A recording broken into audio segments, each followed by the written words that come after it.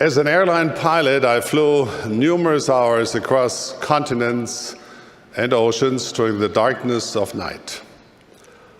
Watching the night sky out of my cockpit window, especially the Milky Way, often made me marvel at the vastness and depth of God's creations, what the scriptures describe as worlds without number. It was less than a century ago that most astronomers assumed that our Milky Way galaxy was the only galaxy in the universe.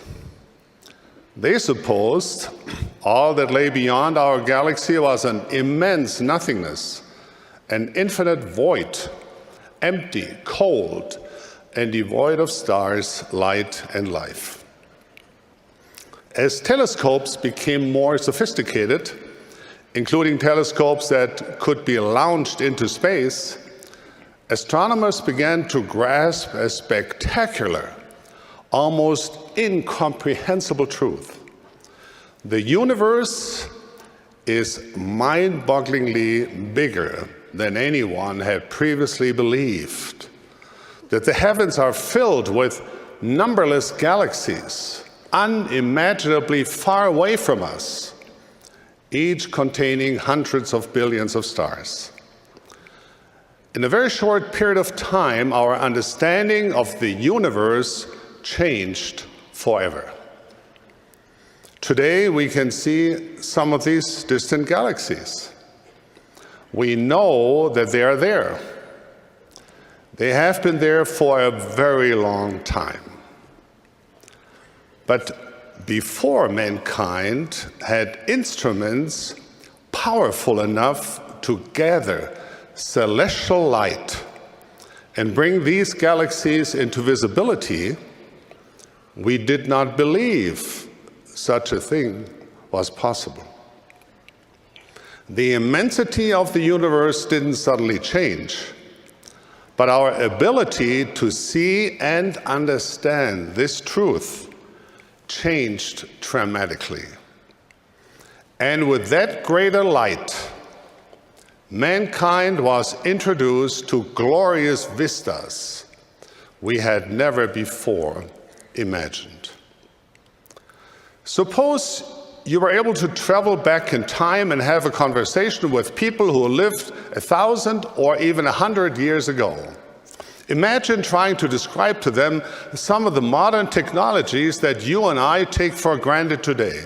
For example, what might these people think of us if we told them stories of jumbo jets, microwave ovens, handheld devices that contain vast digital libraries, and videos we take so many of our grandchildren that we instantly share with millions of people around the world?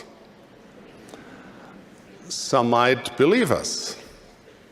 Most would ridicule, oppose, or perhaps even seek to silence or harm us. Some might attempt to apply logic, reason, and facts as they know them to show that we are misguided, foolish, or even dangerous. They might condemn us for attempting to mislead others. But of course, these people would be completely mistaken. They might be well-meaning and sincere. They might feel absolutely positive of their opinion, but they simply would not be able to see clearly because they had not yet received the more complete light of truth. It seems to be a trait of humanity to assume that we are right even when we are wrong. And if that is the case, what hope is there for any of us? Are we destined to drift aimlessly on an ocean of conflicting information, stranded on a raft we have poorly pieced together from our own biases? Is it possible to find truth? The purpose of my remarks is to proclaim the joyful message that God himself, the Lord of hosts, who knows all truth, has given his children the promise that they can know truth for themselves.